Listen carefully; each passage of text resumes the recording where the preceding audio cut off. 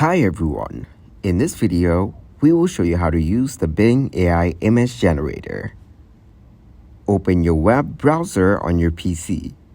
Type in Bing AI image generator in the search bar and hit enter.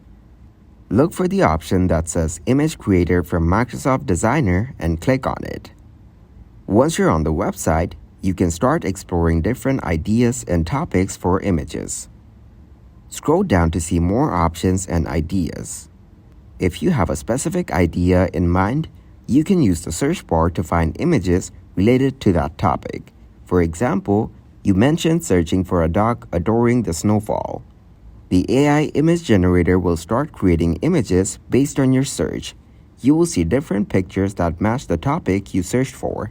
Click on any image that catches your eye to view it in more detail.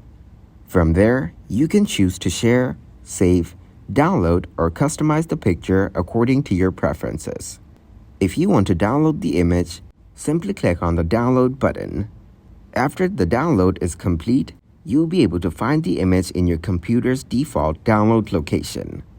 If you want to access your recent AI pictures, you can usually find them in a specific folder or section on the website. Thanks for watching, like the video, and subscribe to the channel for more content like this.